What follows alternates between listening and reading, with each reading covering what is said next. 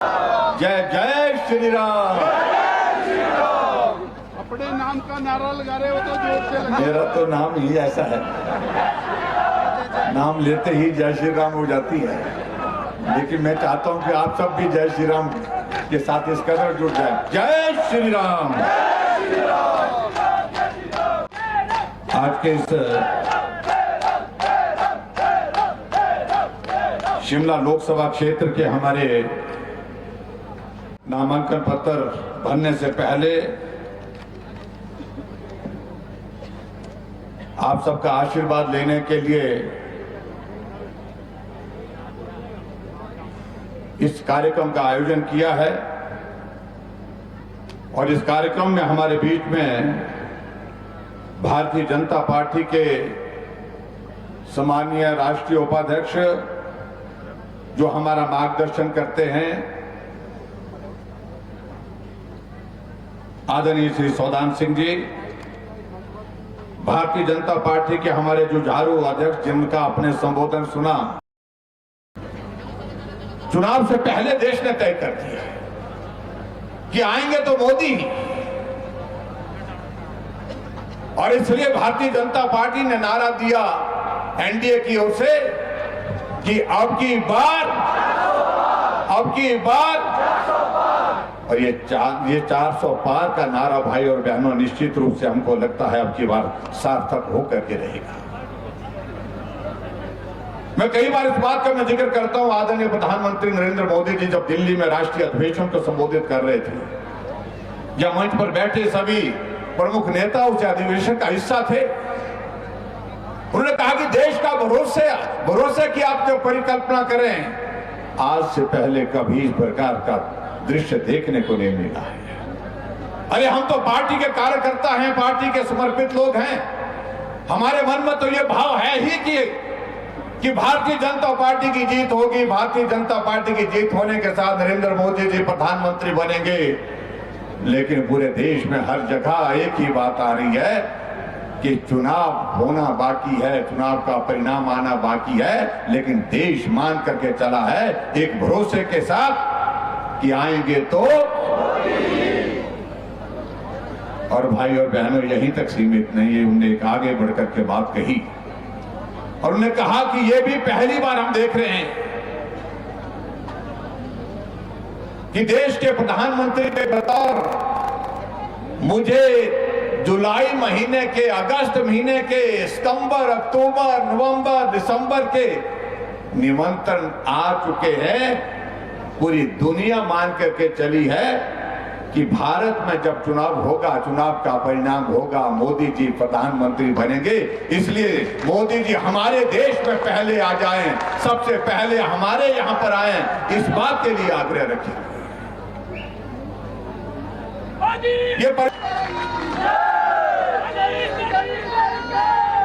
यहां हमारे साथी जिक्र कर रहे थे गारंटियों का। अरे गारंटी का जिक्र क्या करें, किस बात के लिए करें? अब जब सरकार की ही गारंटी नहीं है तो किस बात की गारंटी का जिक्र करें? कहते हैं कि जयराम हमारे पीछे पड़ा है, जयराम हमारी सरकार को तोड़ना चाहते हैं। मैं उनसे इस बात को पूछना चाहता हूं, क्या यह सत्य नहीं है जो 6 विधायक कांग्रेस के और 3 निर्दलीय विधायक, 9 विधायकों ने आपको कितनी बार कहा, सचिवालय में बैठे रहते थे, अपने सलाहकार जो कैबिनेट रैंक के साथ हैं उनके साथ बैठे रहते थे, और जो चुने हुए विधायक उनको आपने बाहर रखा, घंटों बाहर रखा, मिलने का समय नहीं दिया, काम उनके किए नहीं, और आखिरकार उन्होंने कदम उठाया। मैं कहता हूं जिन विधायकों ने कदम उठाया है उनको हम बधाई देते हैं। आखिरकार सम्मान की लड़ाई भी लड़ी जाती है, कभी ऐसा दौर जिंदगी में आता है, स्वाभिमान की लड़ाई भी लड़ी जाती है, और ये लड़ाई निश्चित रूप से सम्मान और स्वाभिमान की लड़ाई है। अरे कांग्रेस पार्टी का एक मंत्रिमंडल से त्याग पत्र देते हैं, दोष हमें दे रहे हैं। कहते हैं मेरे पिताजी 6 बार मुख्यमंत्री रहे और 6 बार मुख्यमंत्री रहने के बाद कांग्रेस पार्टी को यहां तक पहुंचाया। अब की बार भी सत्ता हिमाचल प्रदेश में उनके नाम से आई है। उनका फोटो ये लगा लगा करके पोलिंग बूथ पर लोगों ने वोट दिए हैं। और जब उनकी दुखद मृत्यु हुई, मुख्यमंत्री भी अपनी पार्टी का, सरकार भी अपनी पार्टी का, और मैं मंत्रिमंडल में मंत्री होते हुए बार बार आग्रह करता रहा कि 2 गज जमीन तो दीजिए उनकी मूर्ति लगाने के लिए। वो नसीब नहीं हुई, इसलिए इस मंत्रिमंडल में रहने का कोई और योगदान किस तरह से जाएगा।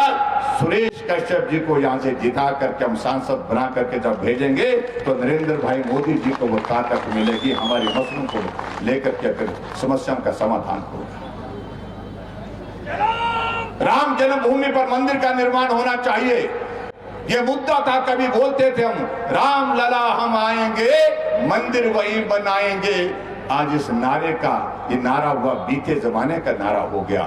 अब राम लला जी के जन्म स्थान पर भूमि पूजन का कार्य भी हमने आदरणीय प्रधानमंत्री के हाथों होते देखा।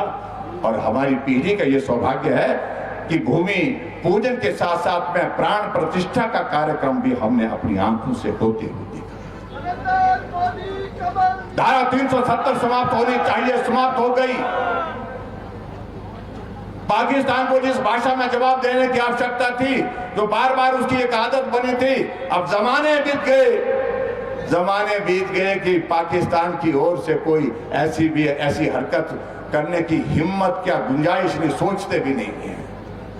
चाहे वो सर्जिकल स्ट्राइक के माध्यम से उनको जवाब दिया, चाहे वो एयर स्ट्राइक के माध्यम से जवाब दिया।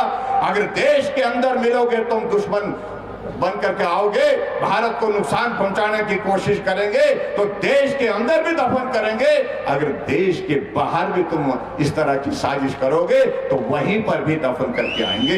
ये प्रधानमंत्री नरेंद्र मोदी जी ने संदेश। यूसीसी लागू होना चाहिए, वो एक बहुत बड़ा मुद्दा था। आज लागू होकर के लोकसभा राज्यसभा में पारित होकर के वो बिल बन गया।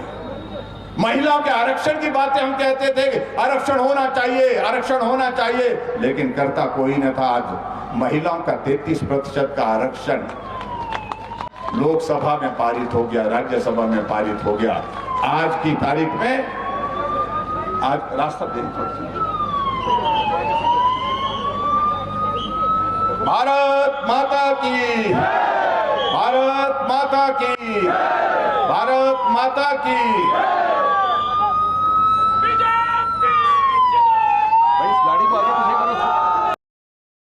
कांग्रेस पार्टी के नेता होते थे, पार्टी नहीं बचेगी, आपको कहूं, इतना मैं कहना चाह रहा हूं। बाकी भाई और बहनों, मेरा आप सबसे इतना निवेदन है, हिमाचल की 4 सीटों पर जीत हासिल की है और 4 सीटों पर भारतीय जनता पार्टी ने जीत हासिल की है 2014 में, 2019 में। आओ इस लक्ष्य को फिर से हम हासिल करने के लिए काम करें। और निश्चित रूप से जो देश में जो नारा लगा है अब की बार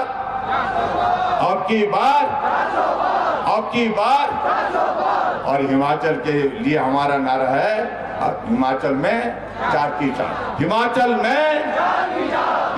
में